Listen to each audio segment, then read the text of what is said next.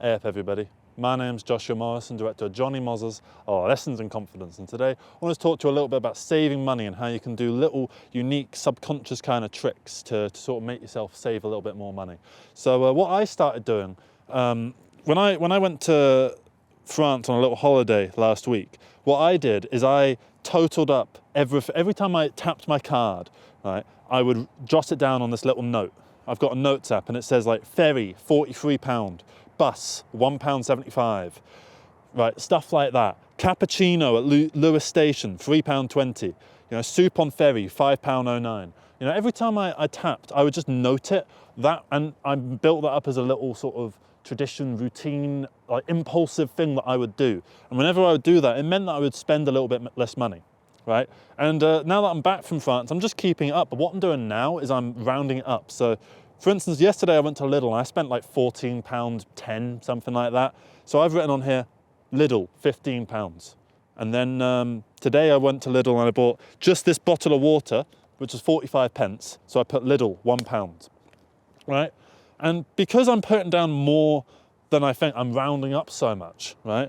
It might get my brain to sort of go, oh God, you're spending a lot of money, you need to spend a little bit less money. But I'm actually spending less than that, right? So, and it's the same way, like when I think about my bills and stuff, I think about like the absolute peak that it could possibly be. I just presume that it's going to be like way higher than it really is. That way, when it comes, I'm a little bit relieved. I'm like, oh, okay. I thought I was going to have to pay £250. I only have to pay £130. You know, that I'm paying £120 less than I thought I was going to spend. And it's like, I kind of know that it's going to be not 250, but I make myself think that it's going to be £150. Right? So I spoke to my friend the other day, right? And he's doing this thing for January, where what you do, he's got this like big folder sort of booklet kind of thing for like CDs and stuff. And what he's doing is every time he spends a little bit of cash, he takes out some money from the ATM, and he takes out a tenner and he puts it in one of those little sleeves, and he's just putting one £10 note or £5 note or £20 note in each sleeve, and then eventually when he fills the book up, it'll be somewhere in the vein of like £2,500 to £4,000 that's in this CD case. That's kind of how he's doing it, and he's treating it like this is just the money that I was going to spend, but now I'm putting it in this little book instead. You know, I've already spent a little bit, right, by cash, and all the change and that kind of thing goes in the sleeves. So he's kind of just tricking his own brain into saving money. And I think that's a really good thing to do. There's banking apps and stuff that can help you do that if you want to do it through that. But I'm not interested in that kind of thing. I don't really do online banking or anything like that. I prefer to go into the bank and do everything that way. And I like to just do little weird things to sort of save money in that regard. Just ways of tricking my own brain.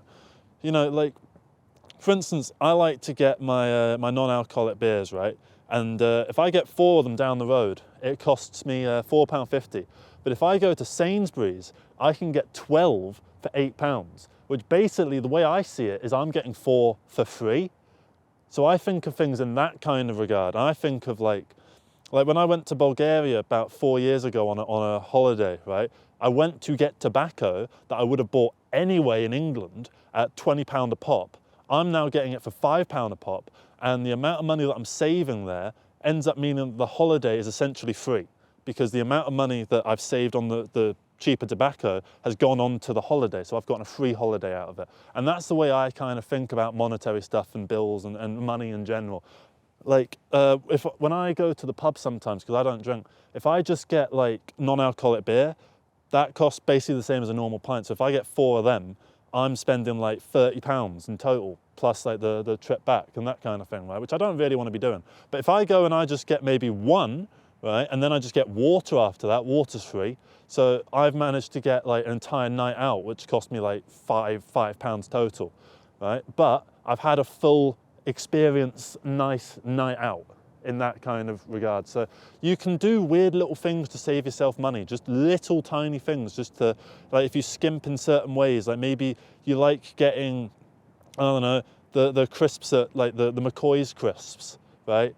But they're like £1.25 for a packet, when you could go to Morrison's and get their version of the crinkle cut crisps, right? Which maybe it will cost you £2, but you get like 5 times as many.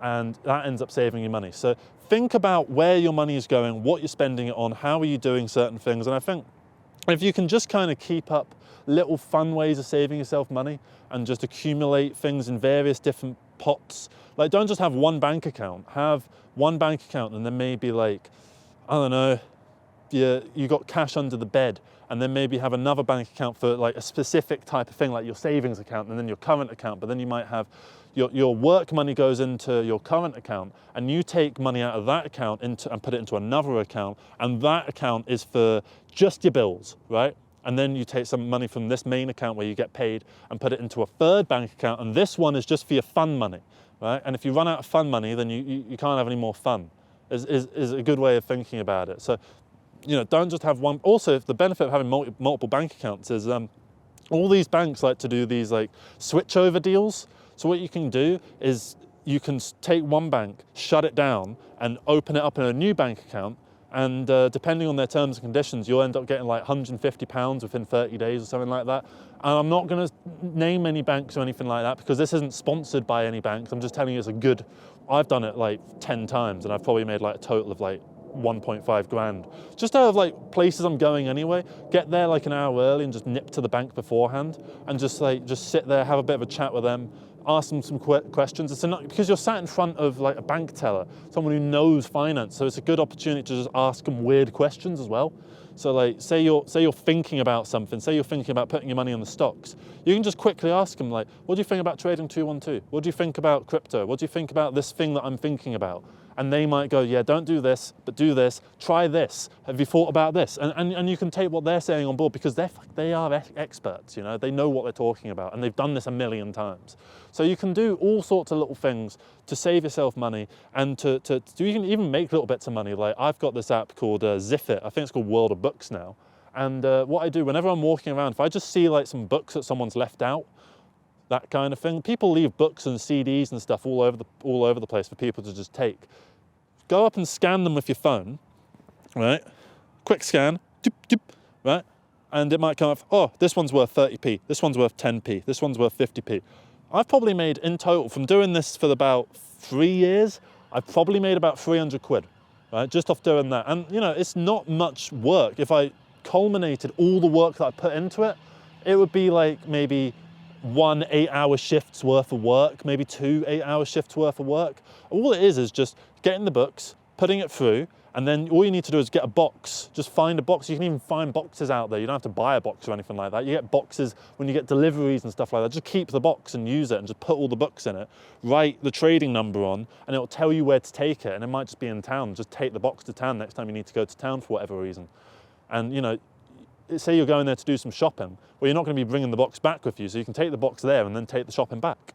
There's so many little ways of making like money and just fun little things and ways of saving yourself money, and like you don't need to be boring about it. You can have a bit of fun with it. Like my friend who's got the CD case, and he's having a bit of fun with the CD case and seeing what he can do with regards to saving money, and he's putting his little £10 in there. He showed me it and he was flicking through. He probably put about like 150 quid in it already.